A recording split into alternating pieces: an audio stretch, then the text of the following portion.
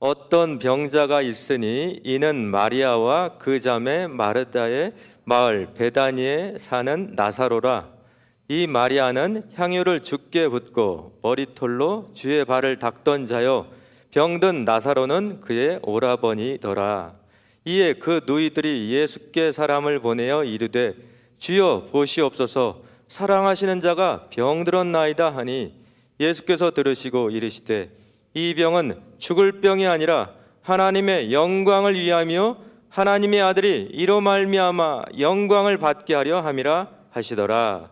예수께서 본래 마르다와 그 동생 나사로를 사랑하시더니 나사로가 병들었다 함을 들으시고 그 계시던 곳에 이틀을 더 유하시고 그 후에 제자들에게 이르시되 유대로 다시 가자 하시니, 제자들이 말하되 랍비여, 방금도 유대인들이 돌로 치려 하였는데 또 그리로 가시려 하나이까?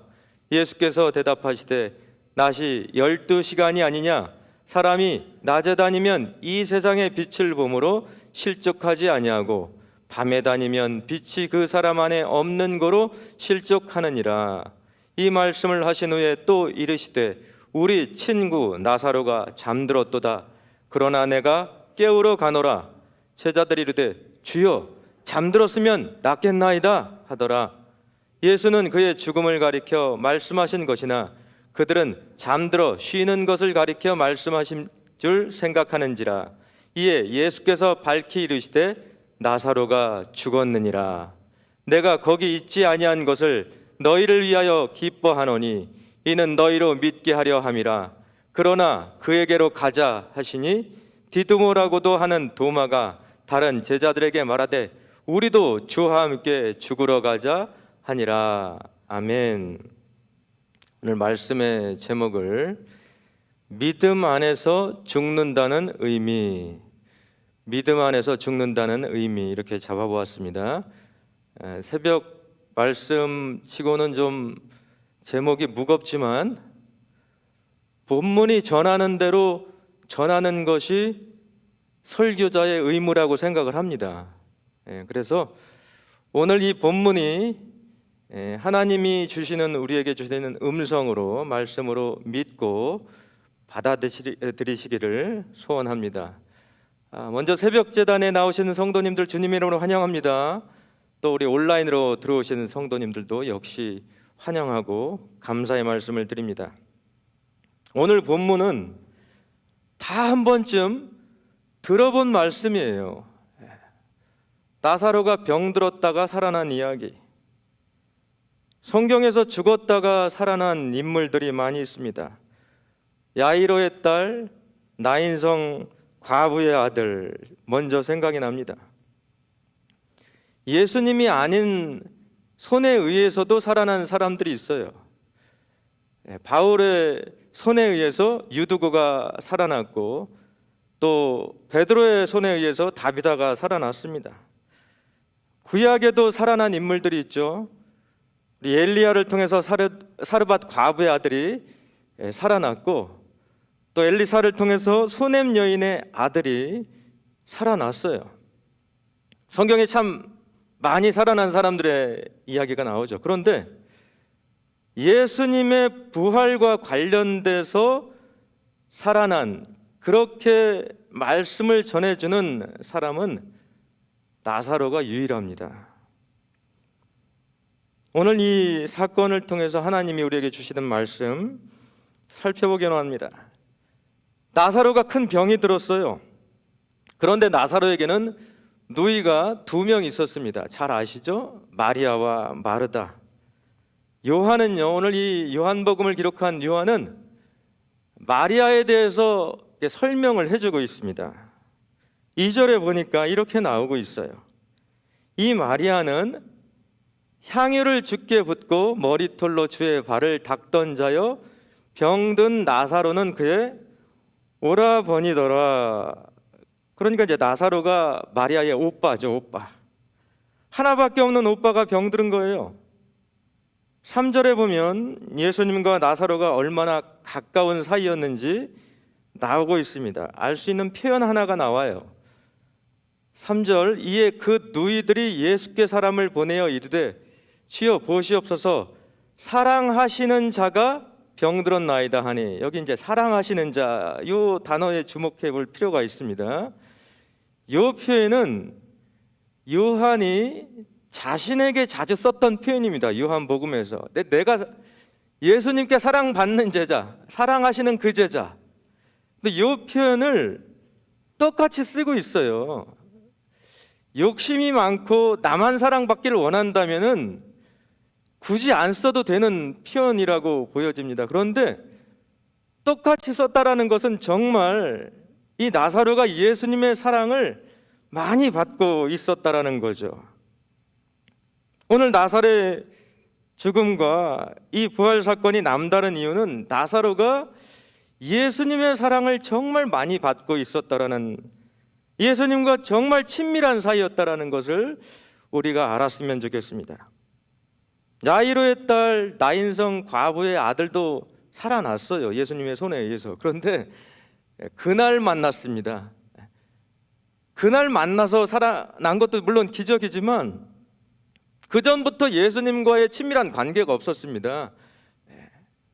그날 만나서 예수님의 은혜를 입은 거죠. 기적을 입었습니다. 그런데 나사로는 그렇지 않아요. 계속해서 예수님과 좋은 관계, 친밀한 관계, 사랑의 관계. 오늘 예수님이 친구라고 표현을 합니다. 친구 나사로. 오늘 이 말씀을 통해서 다시 한번 하나님께서 주시는 그 말씀, 은혜를 입기 원합니다. 눈에 띄는 구절이 나와요. 이 부모 없이 자란 삼남매를 아끼고 사랑하셨는데, 요한복음 11장 35절, 오늘 본문은 아닌데 성경에서 가장 짧은 구절이죠. 요거는 이제 뭐 성경 퀴즈 이런 거에서도 자주 나오죠. 예수께서 눈물을 흘리시더라. 영어는 더 짧아요. Jesus wept. 예수님께서 눈물을 흘리시더라. 앞에서 살아났던 사람들의 성경 본문은 예수님께서 눈물을 흘리셨다라는 얘기가 없어요. 오직 나사로의 이 질병과 아픔과 이 죽음 직전의 상황을 들으셨을 때 눈물을 흘리셨다라고 성경은 우리에게 말씀해주고 있습니다. 다른 사람들을 대하는 것과 달랐다라는 거예요. 사랑하는 성도 여러분, 하나님은, 예수님은 나사로를 사랑했듯이 저와 여러분을 사랑하시는 줄로 믿습니다. 오래도록 친밀한 관계를 맺고 있어요. 오늘 만나지 않았습니다, 예수님을. 여러분들이 어려서부터 주님을 알고 청년 때부터 지금까지 예수님과 친밀한 관계를 맺고 있기 때문에 더 사랑하신다라는 거예요. 예수님이 눈물을 흘리시고 계십니다. 오늘 이 예수님의 눈물을 통해서 하나님의 사랑을 깨닫는 저와 여러분 되기를 원합니다. 오늘 본문에서 예수님은 오빠가 병으로 죽을까 봐 걱정하는 마리아에게 이렇게 말씀하세요. 이 병은 죽을 병이 아니라 하나님의 영광을 위하는 것이라는 거예요. 이 병이 죽을 병이 아니라 하나님의 영광을 위하는 것. 그리고 이 병이 예수님께 영광이 된다라는 겁니다. 놀랍죠? 이 병이, 이 고통이 예수님께 영광이 된다라는 겁니다.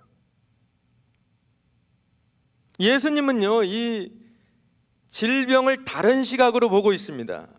우리와는 보는 시각의 차원이 다르세요. 우리는 병을 볼 때 그것부터 봅니다. 이 병세가 그것부터 물어봐요. 이게 암인지 아닌지, 이게 큰 병인지 아닌지, 죽을 병인지 아닌지. 이 경중이 우리는 중요합니다. 이거에 관심이 있어요. 그런데 주님은 오늘 말씀에 이 병이 하나님의 영광을 드러내기 위한 병이라는 것을 말씀해주고 계십니다. 우리가 하나님의 영광을 드러내는 것이 많이 있습니다. 말씀과 기도와 찬양이 어우러진 예배를 통해서, 제일 중요하죠. 예배를 통해서 하나님 앞에 영광을 돌립니다. 어떤 분들은 이제 글을 잘 써서 작품, 시로 하나님 앞에 영광을 돌려드리고 하나님의 영광을 드러냅니다. 그림으로도 영광을 드러내고 물질과 소유를 통해서도 하나님께 영광을 드러냅니다. 내가 가진 은사가 있어요. 정말 은사가 너무 귀합니다. 그걸로도 또 하나님 앞에 영광을 돌려드리고 영광을 드러내게 된다는 거죠. 운동이나 직업 이런 걸로도 받으세요. 오늘 보니까 우리 반가운 얼굴 우리 선교사님 나오셨는데 가장 큰 영광을 받으시는 거죠. 그 헌신을 통해서 이러한 모습이 있습니다. 그런데요, 제가 지금 아픕니다. 암에 걸렸어요. 큰 병에 걸렸습니다. 그런데 이 병을 통해서 하나님이 영광을 받으신다, 이런 생각할 수 있을까요? 하나님, 저의 이 질병을 통해서 영광을 받으실 줄로 믿습니다.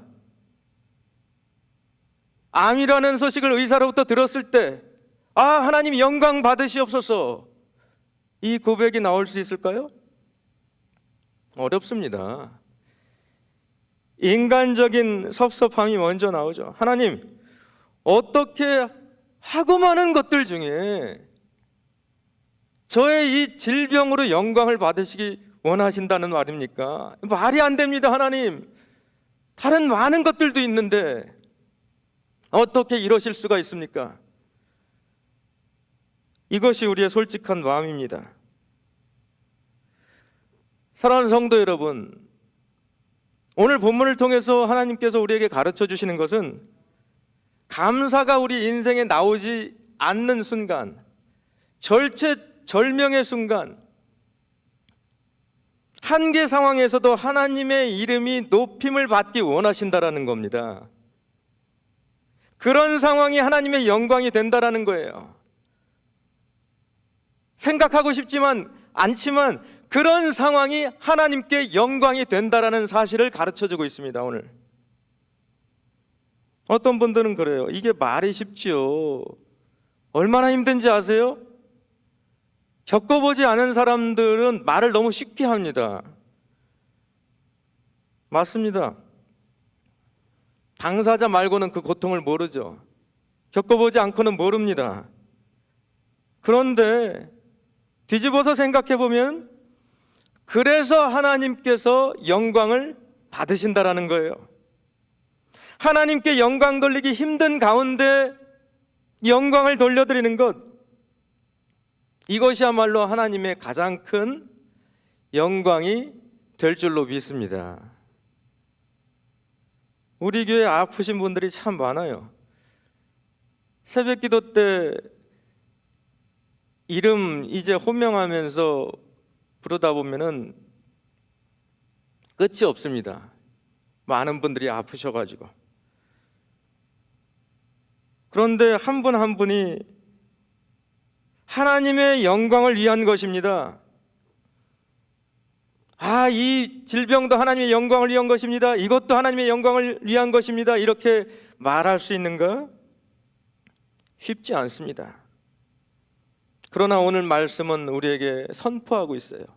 하나님의 영광을 위한 것이다. 예수님이 바로 여러분들이 겪은 그 십자가의 고통을 겪고 하나님 앞에 영광을 돌려드렸듯이 먼저 그 십자가에서 고통을 감내하셨어요. 그리고 하나님의 영광이 되셨습니다.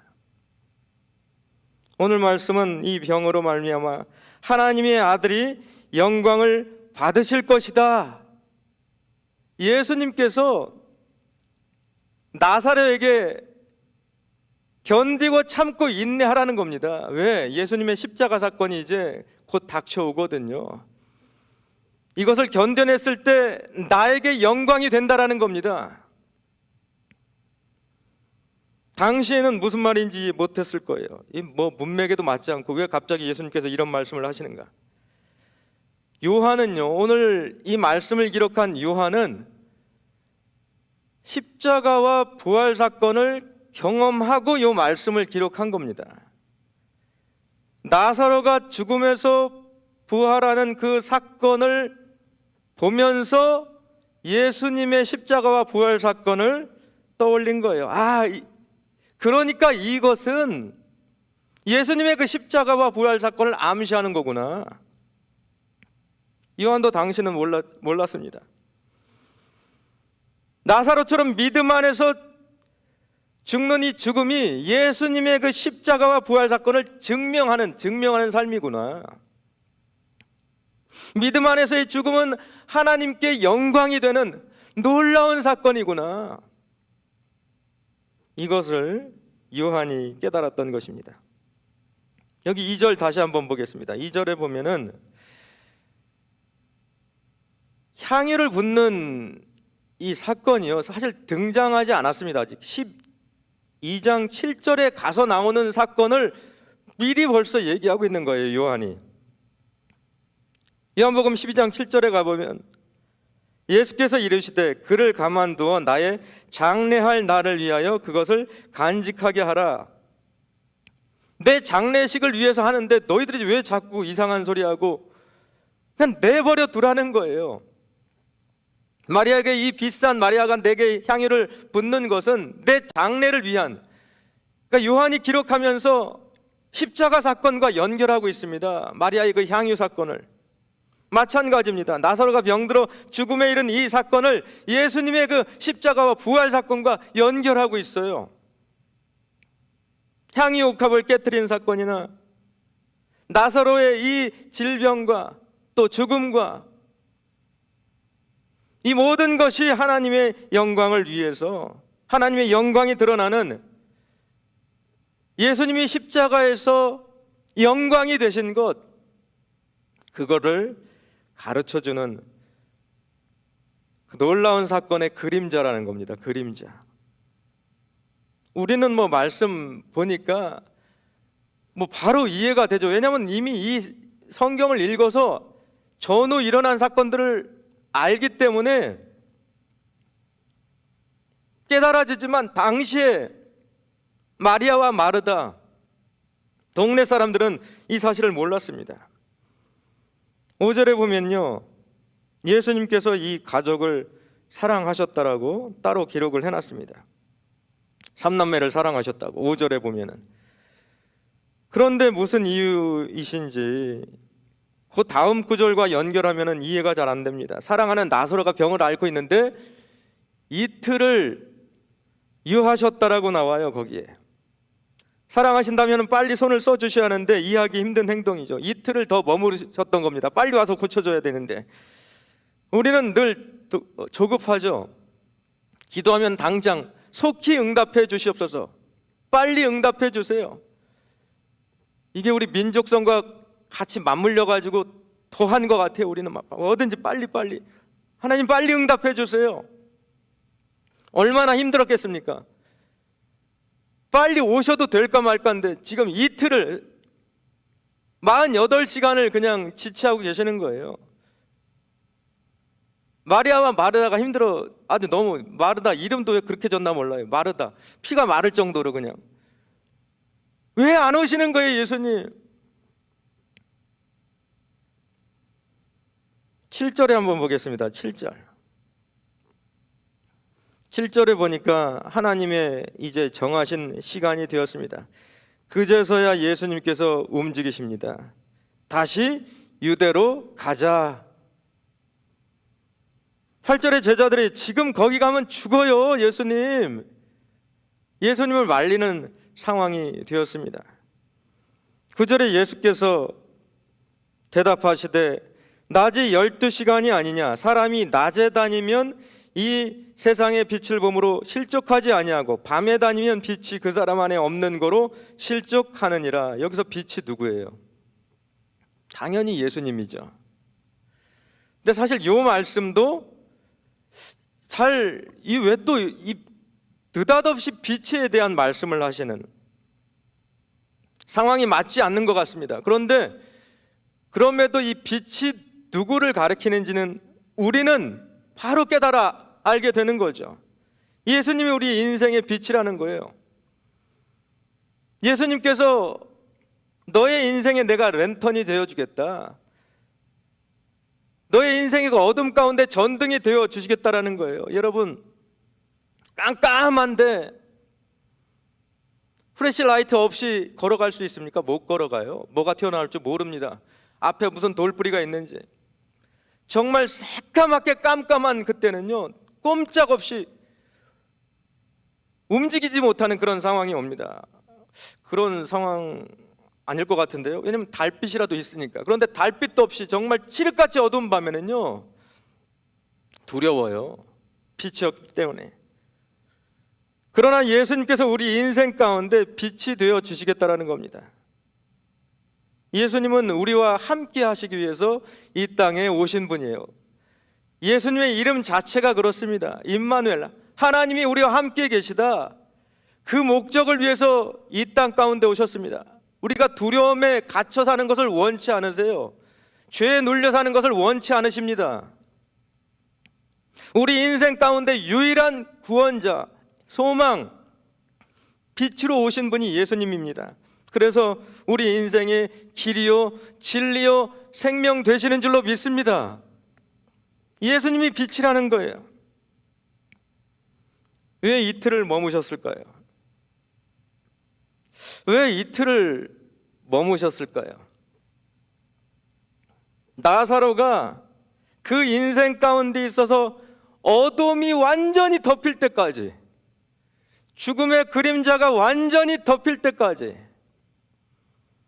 0.1%의 희망도 없을 때까지, 완벽한 소망의 결여, 희망의 부재, 죽음의 문턱이 아니라 완전한 죽음에 이르러서 아무것도 할 수 없을 때까지, 그때까지 이틀을 보내신 겁니다. 인간은요, 간사해가지고 마지막까지 붙드는 게 있어요. 희한합니다. 그러니까 우리 하나님은 그냥 내려놔. 근데 못 내려놓기 때문에 나중에 기적이 일어나도 그것과 연관을 짓는 거죠. 예수님보다는 그게 더 생각이 나는 겁니다. 하나님은 우리로 하여금 마지막 손에 쥐고 있는 것까지 다 내려놓게 하여 주시고, 어둠이 완전히 덮일 때까지, 그리하여서 빛이 더 빛이 되게, 예수님이 더 예수님 되게 하시는 줄로 믿습니다. 그래서 이틀의 시간이 괴로운 시간이 아니라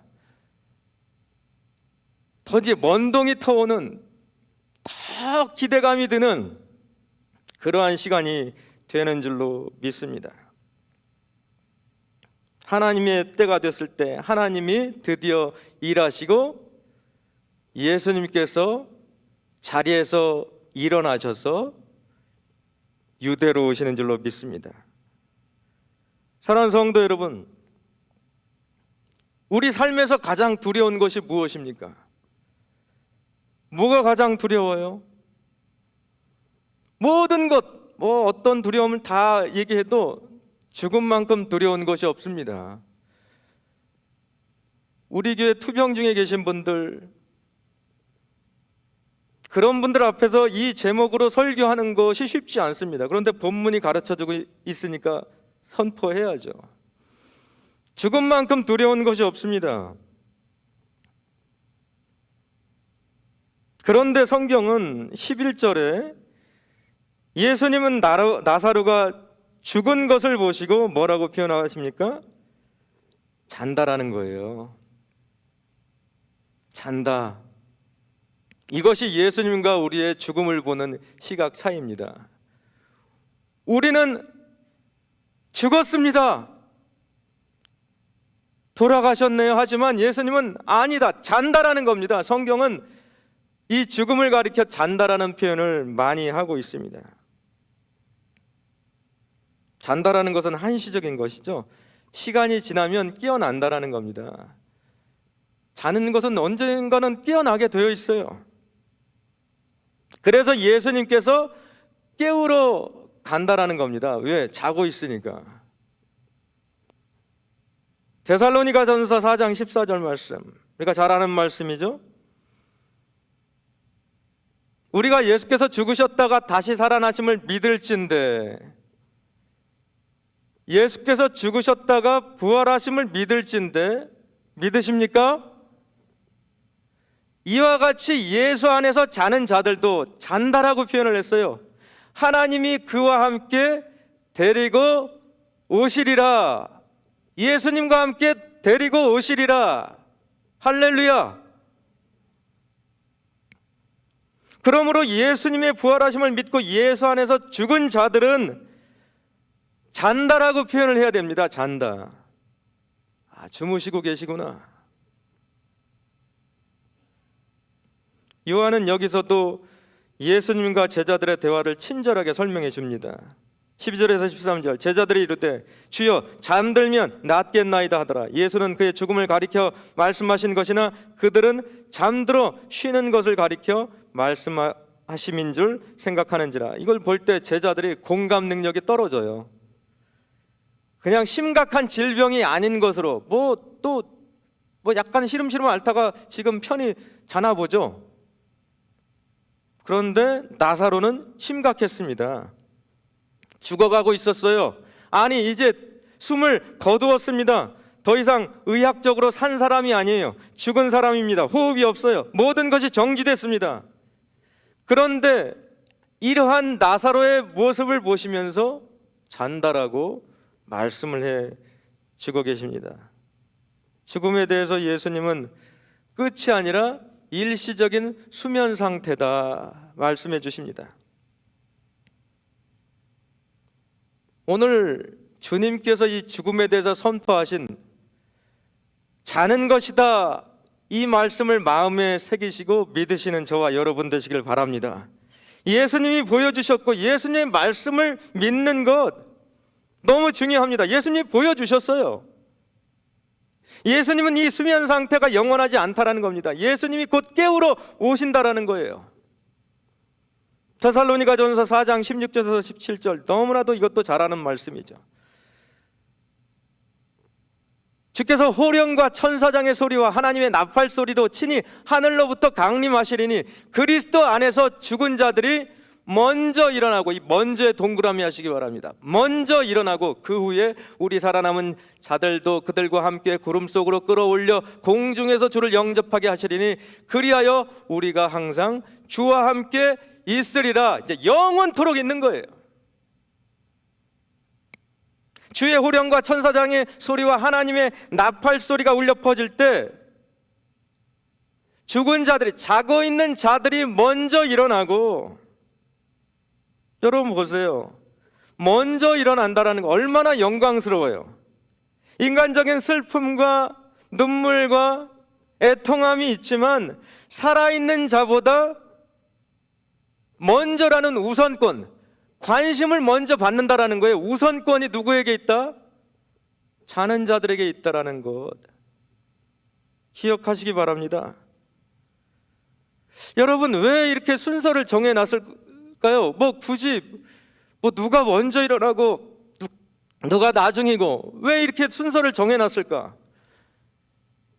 그냥 말씀은요, 어떤 때는 단순하게 보는 게 좋아요. 자는 자들 하나님이 더 어떻게 하신다? 사랑하신다라니까요. 자는 자들을 더 사랑하신다라고요.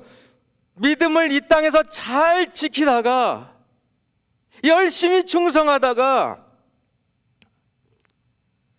죽은 자들, 자는 자들이죠 사실은. 그들을 더 사랑하신다라는 거예요. 요한계시록 14장 13절 이러한 말씀이 있습니다. 이 말씀은 같이 한번 읽었으면 좋겠습니다. 시작. 또 내가 들으니 하늘에서 음성이 나서 이르되 기록하라. 지금 이후로 주 안에서 죽는 자들은 복이 있도다. 할렐루야. 지금 이후로 주 안에서 죽는 자들은 뭐다? 복이다라는 겁니다. 복받은 인생이라는 거예요. 예수님 믿고 죽는 것이 하나님께 가장 큰 영광이 되는 줄로 믿습니다. 놀라운 거예요. 예수님의 관심을 먼저 받는다라는 거냐. 너희들부터 일어나. 이거 너무나도 대단한 거 아닙니까?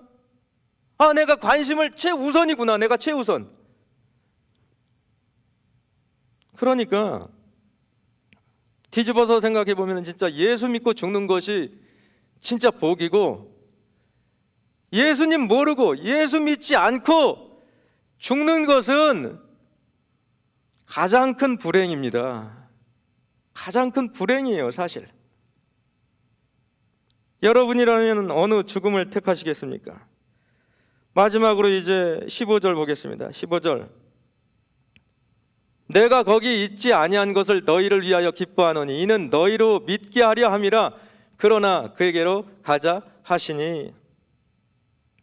나사로가 죽을 때 내가 없었던 게 기쁘다라는 겁니다. 왜냐하면 제자들이 믿도록 하기 위해서, 믿음과 관련이 있는 거죠. 이틀을 더 보내신 이유가, 우리는 빨리 응답해 주셔야 합니다. 그런데 하나님, 그 순간이 하나님이 영광을 받으시고 우리의 믿음이 자라나고 예수님이 영광이 되는 시간인 줄로 믿습니다. 우리의 믿음이 자라나면서 하나님께도 영광이 되는 시간입니다. 말씀 마치겠어요. 우리 엄양자 집사님, 우리 이정순 권사님 아들을 떠나보내고 이제 이 암 말기 판정을 받으신 분들 앞에서 이 말씀 준비하는 게 저도 고통이에요. 그런데 하나님이 말씀하고 있습니다.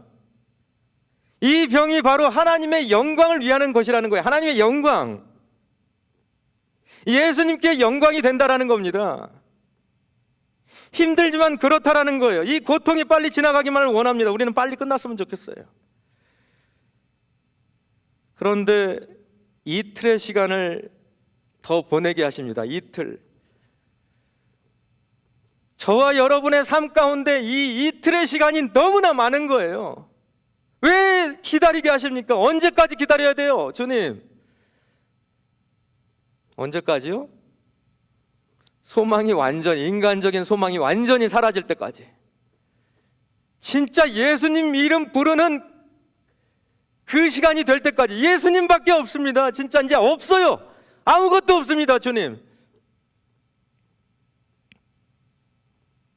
기다림이 길면 길수록 믿음의 분량은 더 커지는 줄로 믿습니다. 또 하나 기억할 것은, 우리가 기도할 때마다 하나님께 영광 돌리는 삶 살기 원합니다. 하나님의 영광이 되고 싶습니다. 예수님, 정말 제 삶이 하나님께 영광 돌리는 삶이 되고 싶습니까? 그런 기도가 나와요. 가장 큰 영광은 뭐라고요? 오늘 다른 거 기억 못 하셔도 좋아요. 가장 큰 영광은 예수 믿고 구원받고 이 세상 떠나는 겁니다. 예수 믿고 죽는 거예요. 이게 가장 큰 영광이라고 오늘 성경은 말씀하고 있습니다. 죽음은 끝이 아니에요. 모든 믿음의 죽음은 하나님께 영광이 됩니다. 믿는 자의 죽음은 예수님의 십자가와 부활을 입술로만 증거하는 것이 아니라 내 삶으로 마지막에 증명해내는 줄로 믿습니다. 그러니까 우리가 전도하는 이유도, 이 인생이 진짜 개차반으로 살았어도 마지막에 예수 믿고 하나님 앞에 영광 돌리는 인생 되기를 원합니다. 그 간절한 소망으로 전도하는 거예요.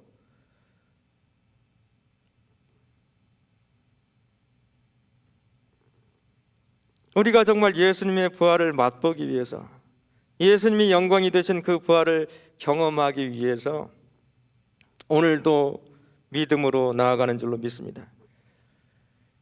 제가 이렇게 새 가족 맡고 있을 때, 상담할 때 물어요. 언제 예수님 믿으셨습니까? 모태신앙입니다. 모태신앙. 근데 제가 가만히 생각해 봤어요. 모태신앙은 믿음을 언제 확인할 수 있을까? 어머님 때부터 믿었다라는 거죠. 물론 중간에 믿음의 고백이 있었겠죠. 그런데 모태신앙입니다. 태어날 때 어머님 뱃속에서 태어났습니다. 믿는 어머님 뱃속에서 태어났습니다. 어떻게 증명할 거예요? 근데 믿음이 명확하게 드러나는 시간이 있습니다. 모태신앙에서 어머니 뱃속에서 태어나는 것이 아니라 죽을 때 명확하게 믿음이 드러납니다. 예수님 믿습니다. 고백할 수 있을 것 같죠? 못합니다, 여러분. 믿음은 선물이자 은혜예요. 그 마음 주셔야, 이게 믿음이 있어야 고백이 되는 겁니다. 죽는 순간에는 그래요. 요한복음 11장 25절에서 26절, 이 말씀도 잘 아는 말씀이죠.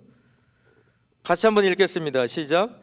예수께서 이르시되 나는 부활이요 생명이니 나를 믿는 자는 죽어도 살겠고 무릇 살아서 나를 믿는 자는 영원히 죽지 아니하리니 이것을 내가 믿느냐? 아멘. 성경에 여러 구절이 있지만 예수님의 전도 초청 구절은 아마 이게 가장 유명한 구절이 아닌가 싶어요. 아주 직접적으로 초청하고 계세요. 이것을 내가 믿느냐? 아멘. 믿습니다. 영원히 죽지 않을 것을 믿습니다. 사랑하는 성도 여러분, 인생의 마지막 순간에 믿음의 고백으로 하나님께 영광 돌리시는 저와 여러분 되시기를 주님의 이름으로 축원합니다. 다른 고백 필요 없어요. 하나님 사랑합니다. 예수님 사랑합니다. 성령님 사랑합니다. 예수님 부활하신 것을 믿습니다. 고로 저도 부활할 것을 믿습니다. 이 고백만 하시면 됩니다. 기도하겠습니다.